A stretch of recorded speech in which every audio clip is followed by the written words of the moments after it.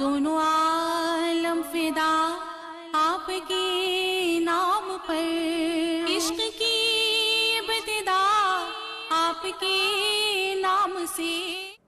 نحمدہ ونصلی علی رسولہ الکریم ونحن علی ذالک من الشاہدین والشاکرین والحمد للہ رب العالمین، اما بعد فاعوذ باللہ من الشیطان الرجیم، بسم اللہ الرحمن الرحیم۔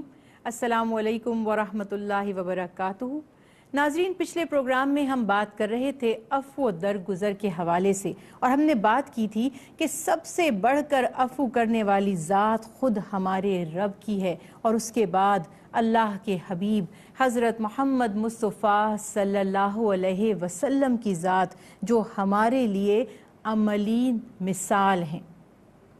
قرآن پاک میں فضائل بیان کیے گئے کہ جو لوگ معاف کرنے والے ہیں، چونکہ اللہ تعالیٰ معافی کو پسند فرماتا ہے، تو ان کا انعام کیا ہوگا، ان کا اجر کیا ہوگا، اللہ تعالیٰ نے ان کی تعریف کیسے فرمائی۔ قرآن پاک میں سورہ مائدہ میں اللہ تعالیٰ ارشاد فرما رہا ہے وَاعْفُ عَنْهُمْ وَاصْفَحْ إِنَّ اللَّهَ يُحِبُّ الْمُحْسِنِينَ، کہ آپ انہیں معاف کر دیجئے، ان سے درگزر کیجئے، بے شک اللہ احسان کرنے والوں کو محبوب رکھتا ہے۔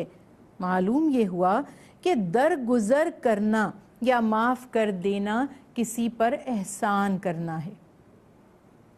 ہم حق پر تھے، ہم بدلہ لے سکتے تھے، لیکن ہم نے معاف کر دیا۔ اب اگر ہم بدلہ لے سکتے تھے اور لے بھی لیتے، ہم پر کوئی گناہ نہ ہوتا۔ قرآن پاک میں اس معاملے میں بھی واضح تعلیمات ہیں کہ اگر کوئی تم پر زیادتی کرے تو اس کا بدلہ اتنی ہی زیادتی ہے جتنی تم پر کی گئی۔ ٹھیک ہے، آپ کے ساتھ کسی نے برا کیا، آپ کو حق ہے کہ آپ اس کے ساتھ اتنا ہی برا کر دیجئے جتنا اس نے کیا۔ اس میں کوئی گناہ نہیں ہے، مگر اس میں کوئی ثواب بھی نہیں ہے۔ کیا حاصل ہوگا دل کو بدلہ لے کر، اس بات پر غور کیجئے۔ تھوڑی سی تسکین نفس کی اور کچھ بھی نہیں، مگر ایک طریقہ ہے جس سے ہم اس تکلیف کو جو ہمیں کسی سے پہنچی ہے اپنے لیے نفع کا باعث بنا سکتے ہیں۔ کہتے ہیں نا، اسمارٹ لوگ جو ہوتے ہیں وہ کیش کرتے ہیں ہر چیز کو۔ اب آپ اس سچویشن سے فائدہ اٹھائیے کہ کسی نے آپ کے ساتھ زیادتی کی، ظلم کیا، برا کیا۔ فائدہ کیسے اٹھائیں گے؟ اللہ تعالیٰ سے ڈیل کر لیجئے۔ وہ ڈیل کیا ہے کہ اگر میں نے اس سے بدلہ لیا تو نہ مجھے ثواب ملے گا اور نہ جزا ملے گی۔ جیسا کہ ابھی میں نے کہا کہ تھوڑی سی انسان کے نفس کو، اس کی ایگو کو سیٹسفیکشن ہوتی ہے کہ اچھا آپ نے مجھے ایک جواب دیا تھا، یہ لیجئے میں نے بھی آپ کو ایک جواب دے دیا، لیکن اس کے بعد کچھ بھی حاصل نہیں ہوگا۔ سچ تو یہ ہے کہ جو فطری طور پر نیک لوگ ہوتے ہیں، جو شرافت والے لوگ ہوتے ہیں، جو اچھائی جن کی فطرت کا حصہ ہوتی ہے، جب وہ کسی کی زیادتی کے جواب میں بھی زیادتی کرتے ہیں تو ان کو احساس ندامت ہوتا ہے، ان کا ضمیر مطمئن نہیں ہوتا، وہ خوش نہیں ہوتے، بدلہ لے کر ان کا دل مطمئن نہیں ہوتا۔ لہٰذا ایسا کام کیوں کریں جس سے دل مطمئن نہ ہو اور اللہ بھی راضی نہ ہو؟ کیوں نہ ایسا کام کر لیں کہ جس نے ظلم یا زیادتی کی، ہمارا برا کیا، ہم اسی کے ہاتھ سے اس برے کو اپنا بھلا بنا لیں، اپنی اچھائی میں بدل لیں، اور وہ یوں ہوگا کہ ہم اسے معاف کر دیں، یا بدلہ لینے کی طاقت رکھتے ہوئے بھی بدلہ نہ لیں۔ جب ہم نے ایسا کیا کہ بدلہ لینے کی طاقت رکھتے ہوئے معاف کر دیا، تو اللہ تعالیٰ سے ہمیں بہترین اجر و ثواب حاصل ہوگا جو بدلہ لینے پر کبھی بھی حاصل نہ ہوتا۔ جب ہم کسی کو معاف کریں گے، یہ سوچ کر کریے کہ اے اللہ، میں نے اسے معاف کیا، تو مجھے معاف فرما، کیونکہ تو معافی کو پسند فرماتا ہے۔ یہ خیال ہے، یہ نظریہ ہے دین اسلام کا، جو بہترین نظریہ ہے، اور اللہ تعالیٰ نے حکم فرمایا کہ یہ میرے نبی کے اوصاف میں سے ہے، لہٰذا تم بھی عفو و درگزر کرو۔ قرآن پاک میں سورہ شورى میں اللہ تعالیٰ ارشاد فرما رہا ہے کہ برائی کا بدلہ اسی کے برابر برائی ہے، تو جس نے معاف کیا اور سنوارا یعنی اصلاح کی تو اس کا اجر اللہ پر ہے، بے شک وہ ظلم کرنے والوں کو دوست نہیں رکھتا۔ اور پھر یہ بھی فرمایا کہ بے شک جس نے صبر کیا اور بخش دیا تو یہ ضرور ہمت کے کام ہیں۔ اللہ تعالیٰ ارشاد فرما رہا ہے عزم الامور، بڑی ہمت کے کاموں میں سے ہے، اور ہمت والوں میں ہی ایسا وصف ہوتا ہے، شجاعت جن میں ہے، جن میں جرت ہے، جو بہادر ہیں وہی معاف کر سکتے ہیں، بزدل معاف نہیں کر سکتا۔ اسی لیے اللہ تعالیٰ ارشاد فرماتا ہے اگر تم معاف کر دو گے اور درگزر کرو گے اور بخش دو گے تو بے شک اللہ بڑا مہربان ہے۔ کرو مہربانی تم اہل زمیں پر، خدا مہربان ہوگا عرش بری پر، کہ آج اگر ہم نے لوگوں کو معاف کیا تو اللہ تعالی ہم پر اپنی رحمت فرمائے گا۔ میرے نبی کی حیات مبارکہ سے بے شمار واقعات ہیں، اگر بات کرنا چاہیں تو وقت کم پڑ جائے گا۔ چند باتیں دیکھیے کہ آپ صلی اللہ علیہ وسلم کو ایک یہودی عورت گوشت میں زہر ملا کر دیتی ہے، اور آپ صلی اللہ علیہ وسلم کے معجزات میں سے ہے کہ وہ گوشت کی بوٹی خود بولتی ہے کہ مجھے نہ کھائیے۔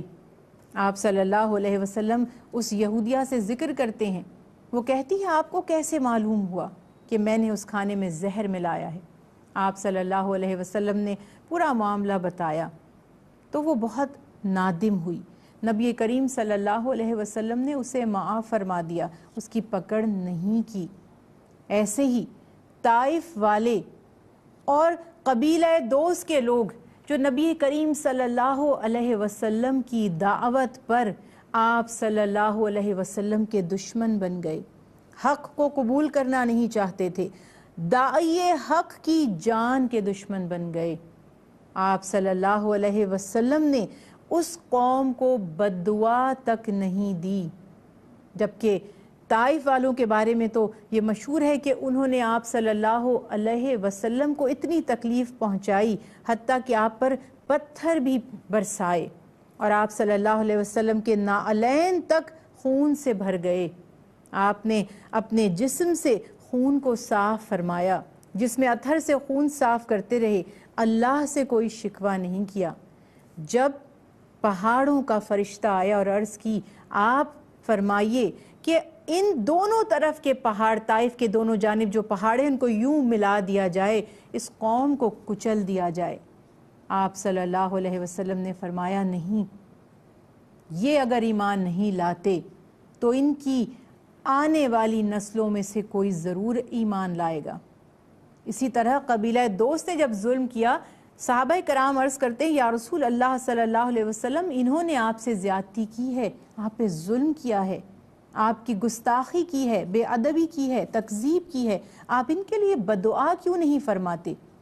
اللہ کے محبوب ہاتھ اٹھاتے ہیں اور اس قوم کو دعا دیتے ہیں، اور اللہ تعالیٰ سے فرماتے ہیں یا اللہ یہ نادان ہیں، یہ نہیں جانتے کہ ان کا بھلا کس میں ہے، تو انہیں ایمان کی توفیق دے، ہدایت دے۔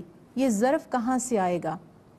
اگر ہم ان باتوں پہ غور کریں تو پتہ چلے کہ ہم کس نبی کے امتی ہیں۔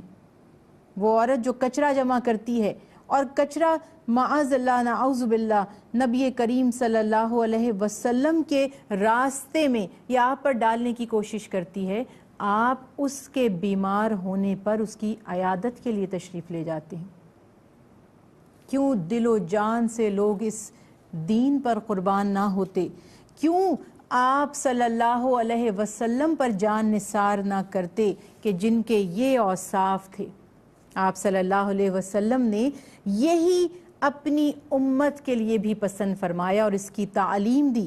حدیث مبارکہ ہے صحیح مسلم میں، فرمایا صدقہ مال کو کم نہیں کرتا اور معاف کر دینے سے بندے کی عزت ہی بڑھتی ہے، اور جو بھی اللہ کے لیے تواضع اختیار کرتا ہے تو اللہ تعالیٰ اسے بلند کر دیتا ہے۔ ہم سمجھتے ہیں معاف کر دیا، کوئی کیا سمجھے گا؟ بزدل ہے، بدلہ نہیں لے سکا، کوئی کیا سمجھے گا، اس سے ہمیں کوئی فرق بھی نہیں پڑتا۔ آج تو اور بھی عجیب سی بات ہے، ابھی جو زمانہ موجودہ یہاں تو آپ کہہ ہی نہیں سکتے، اچھے سے اچھے انسان پر بھی تنقید کرنے والے موجود ہیں اور برے سے برے انسان کو سراہنے والوں کا ایک جم غفیر ہے۔ تو پرواہ کس کے کمنٹس کی جائے گی؟ لوگوں کے کیا آپ کے بارے میں خیالات ہیں وہ اہم نہیں ہیں۔ ہمارا رب ہم سے کیا چاہتا ہے، ہمارے حبیب، ہمارے نبی حضرت محمد مصطفیٰ صلی اللہ علیہ وسلم ہم سے کس عمل پر راضی ہیں، یہ دو چیزیں پیش نظر رکھنی ہیں۔ اب ان دونوں چیزوں کو پیش نظر رکھیں گے تو پھر چاہے دنیا ناراض ہو یا راضی ہو، یہ اپنی قسمت۔ تو یہ خیال یہاں پر رکھیے۔ اور حضرت انس رضی اللہ تعالیٰ عنہ سے بڑی پیاری روایت نبی کریم صلی اللہ علیہ وسلم کی، جس میں معاف کرنے کی فضیلت بیان فرمائی گئی۔ فرماتے ہیں کہ نبی کریم صلی اللہ علیہ وسلم نے فرمایا، جب قیامت کا دن ہوگا تو ایک منادی اعلان کرے گا کہ جس کا اللہ تعالیٰ پر اجر ہے وہ جنت میں داخل ہو جائے۔ کہا جائے گا کہ اللہ کا اجر کس پر ہے؟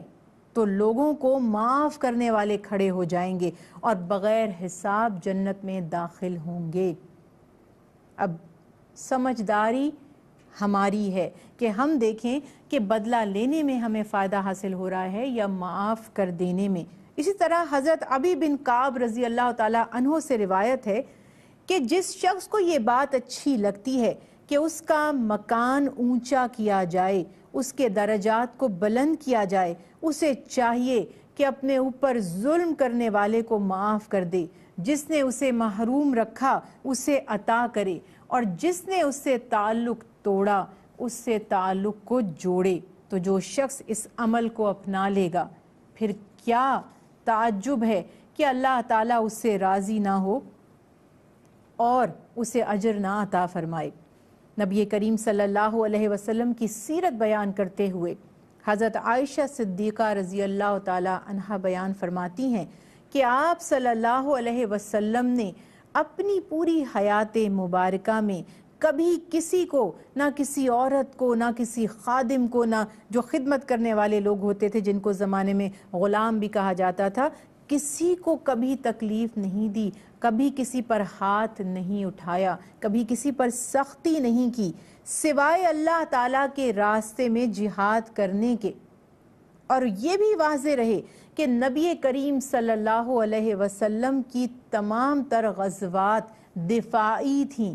آپ صلی اللہ علیہ وسلم نے صرف دفاع فرمایا، سب جتنی بھی جنگیں تھیں وہ ڈیفینسو تھیں، کوئی بھی اوفینسو نہیں تھی۔ آج اس بارے میں بھی لوگوں کی مختلف رائے بنی ہوئی ہیں۔ بس یہ یاد رکھیے کہ اللہ کے نبی سراپائے رحمت ہیں اور سراپائے رحمت تھے۔ آپ نے اپنی ذات سے کبھی کسی کو تکلیف نہیں پہنچائی اور اپنی ذات کے لیے کبھی کسی سے بدلہ نہیں لیا۔